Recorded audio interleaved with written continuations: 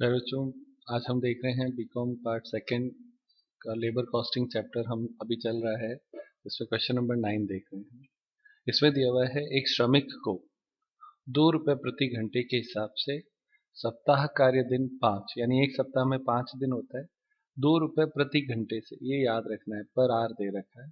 सप्ताह के 42 घंटों के आधार पर पारिश्रमिक दिया जाता है। तो 42 आवर्स अ वीक मानते हुए उसको दिया जाता है। और सप्ताह में कितने दिन होते हैं? 5 दिन होते हैं।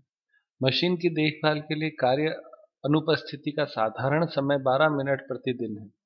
12 मिनट में मशीन की देख रेख होनी होती है, यानी मेंटेनेंस करना पड़ता है मशीन का। 12 मिनट पर डे। आगे उसके कार्य पत्रक से मैं निम्न कार्य बताए गए हैं। जॉब नंबर 305 जो है उसमें 20 घंटे काम किया। 310 जो है उसमें 10 घंटे काम किया। और जॉब नंबर 320 है उसमें 8 घंटे काम किया। इन सब की टोटल 38 आवर्स आपके हो जाते हैं। टोटल उसने 38 घंटे काम किया। ठीक है, आपको बताना है क्या लिखा है। Time unaccounted for is caused by a power failure. उसने कहा कि इसके अलावा जो समय जिसका हिसाब नहीं है वो पावर फेलियर के कारण से हुआ। तो पावर फेलियर अगर कहीं होता है तो एबनॉर्मल वेस्ट माना जाता है। क्या माना जाता है? एबनॉर्मल वेस्ट माना जाता है। Show how would his wages be dealt with the cost account, यानी कॉस्ट अकाउंटिंग में आप उसको कैसे डील करोगे, है ना, कैसे दिखाओगे कॉस्ट अकाउंट में इस सारी चीज को। तो वो अपने को यहाँ पे बताना है। तो क्वेश्चन बहुत सिंपल सा है। इसमें कितने घंटे काम किया, कितना टाइम मशीन मेंटेनेंस में लगता है और कितना एबनॉर्मल वेस्ट हुआ, इन तीनों चीजों को दिखाना है। और फिर वो पूछता है कि इसको अकाउंट में कैसे दिखाएंगे, किस तरीके से होगा, तो वो अपने को इसमें देखना है। स्टार्ट करते हैं बच्चों। बच्चों सबसे पहले इसमें लिखना है आवर्स वर्क।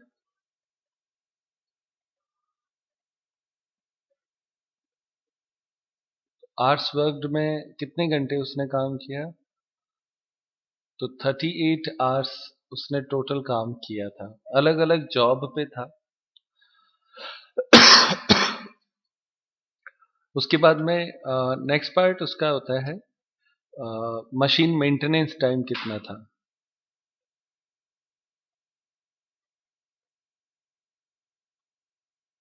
तो मेंटेनेंस टाइम जो है वो कितना हुआ?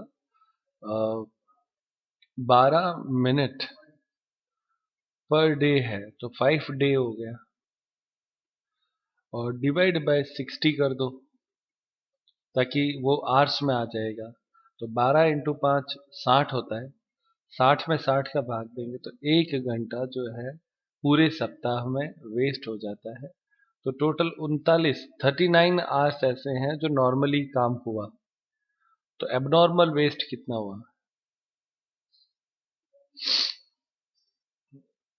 तो एबनॉर्मल वेस्ट 42 घंटे टोटल टाइम था एक सप्ताह में, जिसमें 39 घंटे काम हुआ। तो 3 आवर्स जो है वो आपके एबनॉर्मल वेस्ट हो जाएगा। ठीक है, एच का मतलब आवर्स से लेना है।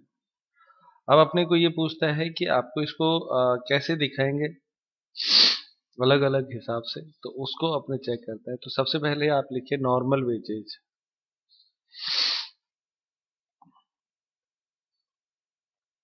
तो नॉर्मल वेजेज इसका कितना हो जाएगा बच्चों? 42 घंटे का पेमेंट होगा इसको। पहले तो ये बात समझ लो, काम उसने किया 38 घंटे, 1 घंटे मेंटेनेंस का है। अब 3 घंटे काम नहीं हुआ ऐसा दिखाया दे रहा है। लेकिन वो कहता है वो तो पावर फेलियर से है, तो उसमें श्रमिक की तो कोई गलती नहीं है। और अगर श्रमिक की कोई गलती नहीं है, लेबर की, तो ऐसी स्थिति में उसको पेमेंट तो पूरे टाइम का दिया जाएगा। तो 42 घंटे 2 रुपए के आधार पर आप उसको पेमेंट करेंगे। तो कितना हो जाएगा? 84 रुपीज। ये इसकी नॉर्मल वेजेज हो जाएगी वीक के हिसाब से। ठीक है बच्चों। अब इसमें आगे वो क्या कहता है, वो कहता है कि इसको आपके जो अन्य जॉब हैं उनमें इसको बांटो अलग अलग। तो वो ये कहता है amount to be charge to the various job, उसको लिखना है। तो लिखें यहाँ पे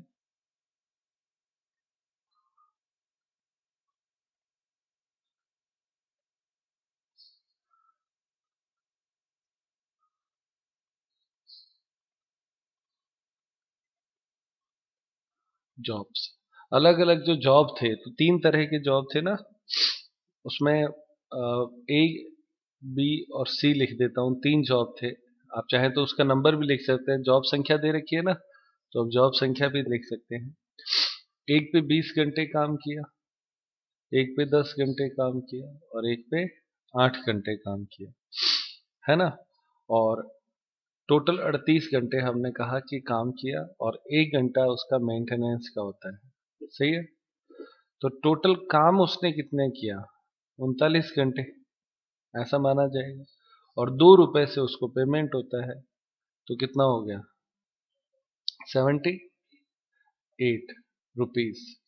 तो जबकि हमने उसको पेमेंट किया कितना? 84। होता कितना है उसका? 78 वर्क के हिसाब से। फिर देना तो हमें 84 पड़ेगा, उसमें कोई क्वेश्चन ही नहीं है। लेकिन काम तो उसने 78 का ही किया है ना। सही है गलत है?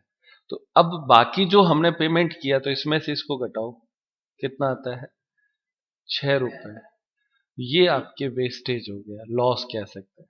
Loss due to abnormal waste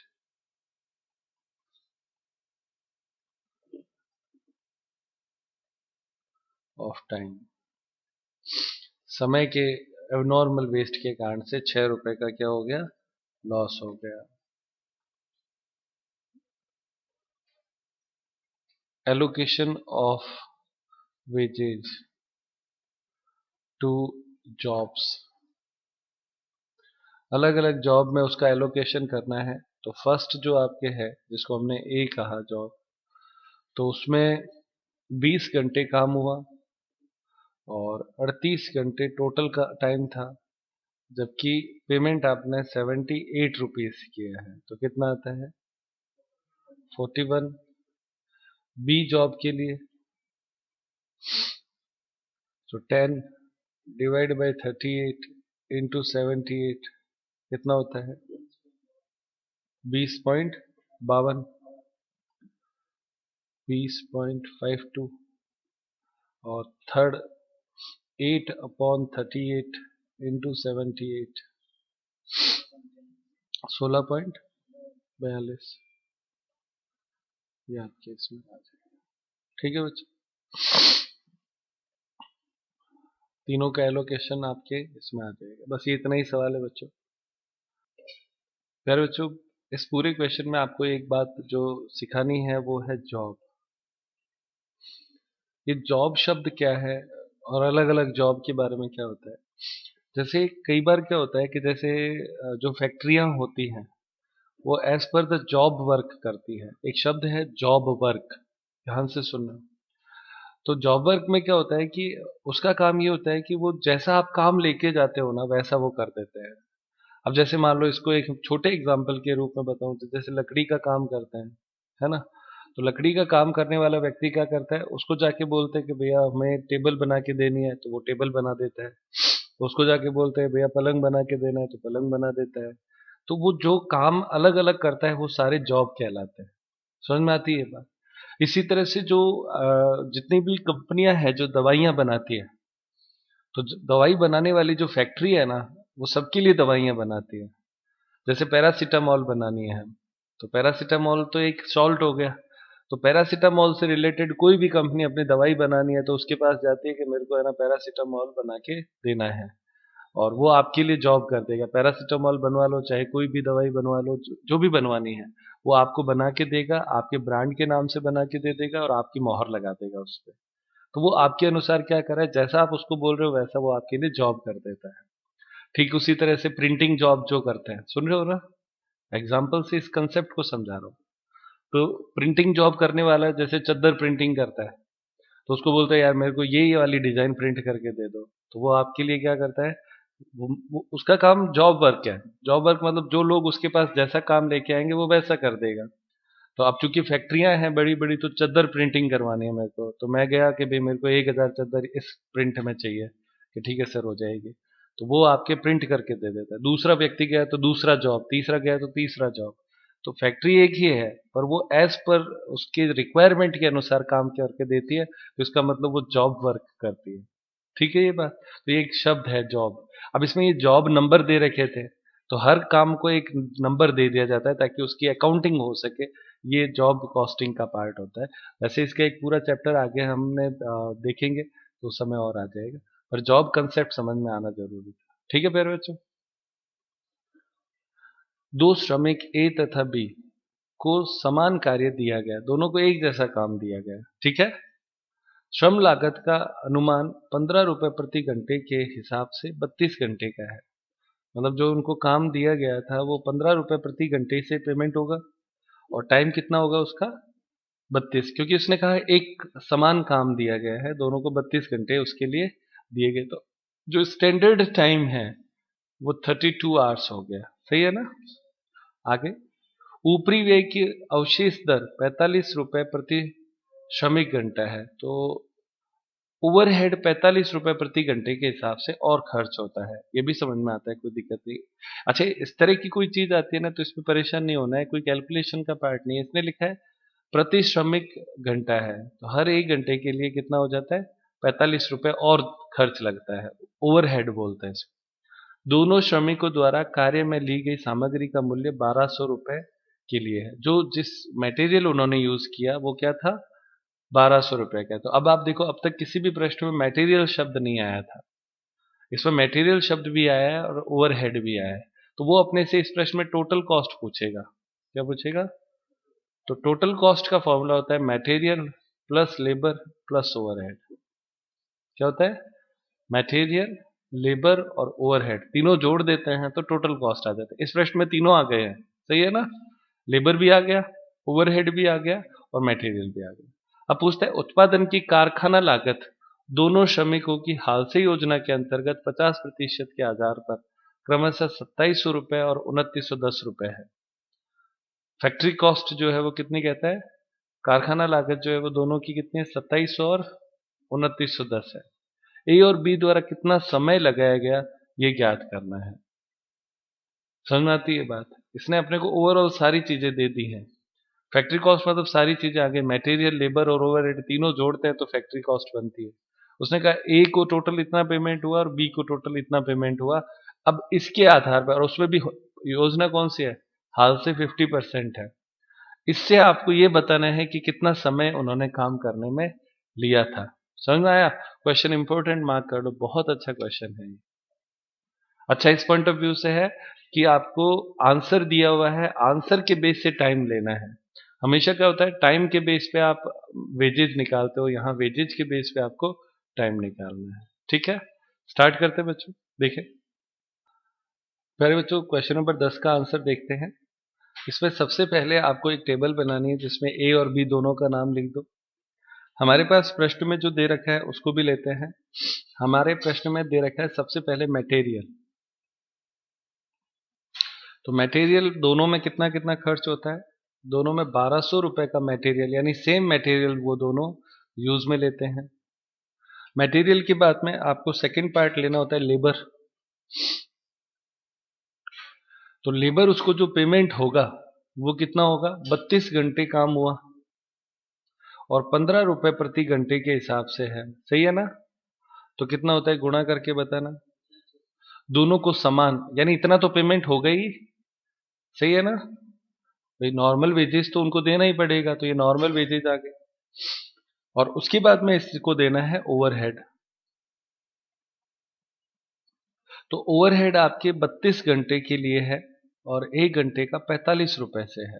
ये भी प्रश्न में दिया हुआ है। गुणा करना कितना होता है,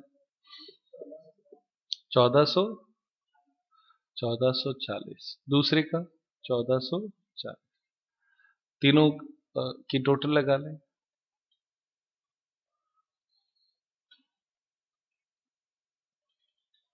टोटल फैक्ट्री कॉस्ट कितना आता है, 3120, और दूसरे का 3120 ही आएगा।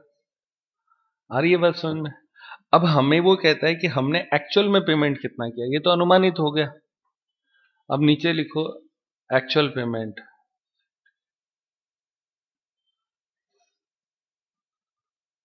तो एक्चुअल पेमेंट इसको पहले को तो किया गया था कितना, 2700 दिया हुआ था ना, और दूसरे को टोटल पेमेंट किया गया 2910। तो अब ये जो अंतर है, डिफरेंस, वो निकालना है। वो डिफरेंस आप क्या आएगा,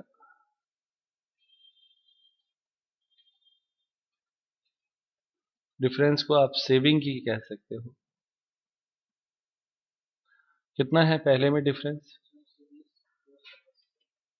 420 और 210। समझ में आता है? सेविंग कैसे हुई कि हमारे अनुसार जो अनुमानित अगर हम लगाते 32 घंटे को पूरा लेकर, तो हमारे 3120 रुपए होने चाहिए थे, जबकि वास्तव में हमने पहले को 2700 दिए और दूसरे को 2900 दिए, तो इसका तो बचत ही तो हुई ना। तो ये सेविंग है। अब ये सेविंग क्यों हुई? क्योंकि उन्होंने समय कम लगाया। समय कम लगता है तो कॉस्ट कम होती है, तो सेविंग हमारे पास आ गई है। बच्चों यहाँ पे नोट लिखें। Note, saving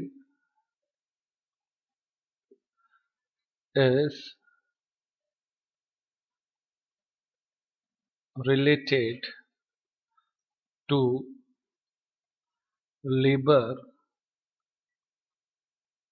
and overhead because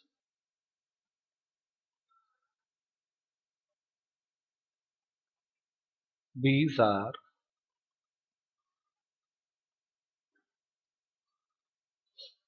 paid as per hours worked। सही है ये बात? घंटों के हिसाब से केवल क्या होता है, ये ही दो ऐसे हैं जो घंटों के हिसाब से होता है, तो ऑब्वियस है जो सेविंग है वो आवर्स के कम और ज्यादा होने से ही होती है। मटेरियल का कोई इम्पैक्ट इसमें नहीं होता है। अब आप देखो, आगे लिखो।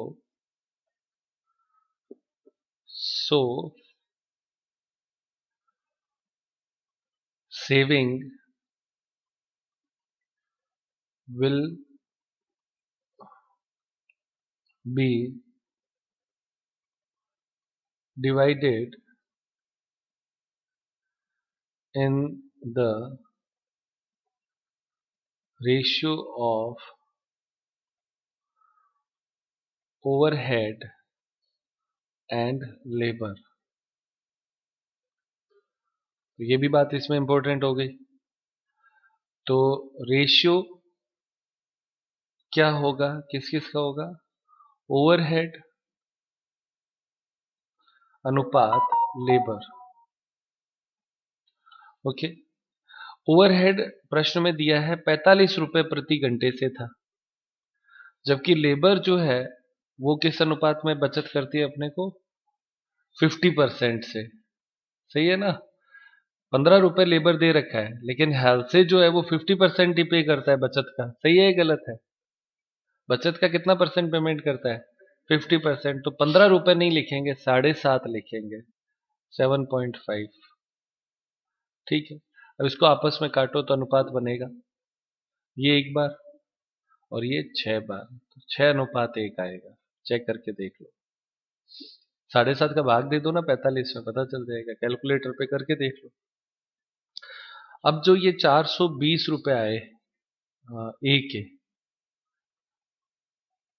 ये आपके सेविंग था, है ना? इसको बांट दो आप 6:1 में, तो ओवरहेड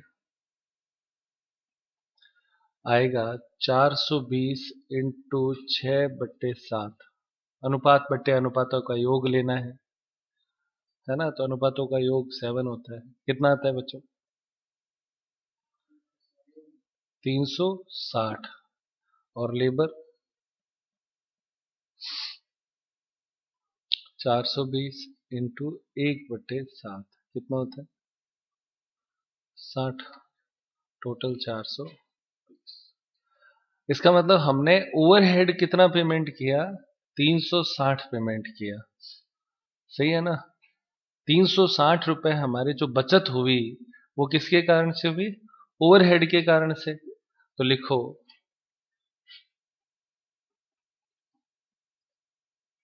आवर्स सेव्ड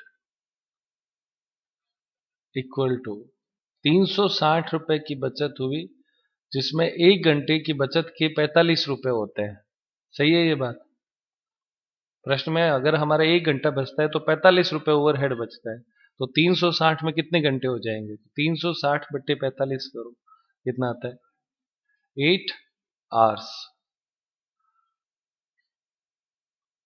सही है? तो आपका जो टाइम सेव्ड है वो आ गया 8 आवर्स। इसको स्टार लगा लो, टाइम सेव्ड है ये। सही है? लॉजिकली समझ में आ रही है सारी बात? अब अगर टाइम सेव्ड ये है तो टाइम वर्कड कितना हो गया? तो टोटल 32 घंटे थे। 32 घंटे में से 8 घंटे बचत करी, तो काम किया कितने में? 24 आवर्स। ये वर्कड आ गया, टाइम वर्कड। क्लियर वेरी अच्छे? सही है? समझ में आता है? अब उसके बाद में ये ए का था, बी का कैलकुलेट करना। आंसर दिया हुआ है क्या बच्चों? कितना दे रखा है? 24 दिया हुआ है। समझ में आ गया? अब दूसरा जो था उसमें कितना सेविंग निकाला हमने? 210 सेविंग है। तो इसको भी इसी अनुपात में बांटेंगे, क्योंकि अनुपात तो दोनों में सेम ही रहेगा, 6:1 में। तो हाँ, ओवरहेड 210 इंटू 6/7 कितना? 180। और लेबर 210 इंटू 1/7 30। टोटल 210। ये तो चेकिंग हो गया। अब इसमें आर्स सेव्ड कितना आएंगे? तो 180 रुपए बचत हुई, जिसमें 45 रुपए बचत होते हैं ओवरहेड के 1 घंटे के लिए। तो 180 में 45 का भाग दो तो कितने घंटे हुए? 4 आवर्स। ये आपका सेव्ड टाइम आ गया। अगर ये सेव्ड है तो वर्क भी कितना है? वर्क उसने 32 घंटे बताए। 32 घंटे में से 4 घंटे उसने बचा लिए, तो काम कितने घंटे हुआ? 28 घंटे। सही है? ये तो सवाल के आंसर दोनों आ गए। ये आंसर है ये, और ये दोनों आंसर है। ये तो हो गया। इसको क्रॉस चेक और करना बताता हूं। ठीक है? अब हमारे 28 घंटे वर्कड आ गया ना, तो सबसे पहले देखो मटेरियल। तो मटेरियल 1200, केवल एक का बताऊंगा ताकि चेकिंग हो जाए कि हाँ हमारी बात सारी सही है। ओवरहेड तो कितने घंटे काम हुआ? 28 घंटे। और 1 घंटे का आप 45 देते हो, तो कितना हुआ बच्चों? 45 इंटू 28 करना, 560। हाँ, 1260 है क्या? 1260। और तीसरा लेबर। तो लेबर में दो चीजें हैं, नॉर्मल वेजेज। तो वो तो उसने कितने घंटे काम किया? 28 घंटे काम किया। 28 घंटे इंटू 15 रुपए, तो 15 रुपए से 420। और एक उसको बोनस और देना है। सही है ना? तो कितने घंटे बचाए थे उसने? 8 घंटे। रेट थी 15 रुपए, इंटू कितना? 50% हाल से प्रान के अनुसार। तो ये कितना होता है?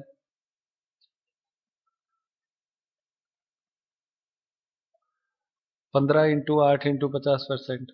15 को आधा कर दो, 8 इंटू 7.5, 60 रुपए। टोटल लगा लो इसकी। टोटल कितने आते हैं? हाँ, 24 घंटे है क्या? पक्का? पहले का 24 है क्या? तो पहले ही बोलना था ना बेटा, 24 घंटे देना है। सारी चीजें उलटा दिया आपने, पहले बोल देते रहे। 24 घंटे से लेना है बच्चों। 24 आवर्स इंटू 45, ए का 24 ही है, याद रखना बच्चों। हमने ये उठा लिया था। तो कितना होता है बेटा इसका? 1080। ये आपके 24 इंटू 15, 360। और इसका तो 8 घंटे ही है ना सेविंग टाइम, या ये भी कुछ कम है? 8 घंटे या सेविंग, तो 8 × 15 × 50 कितना होता है? हाँ, 60, जोड़ लगाओ। 2700 आता है ना। ये चेकिंग सिखा रहा हूँ आपको खाली। कौन सी चेकिंग? ये देखो, ये जो 27 एक्चुअल पेमेंट 2700, इसको कैसे किया गया था, ये इसकी क्रॉस चेकिंग है।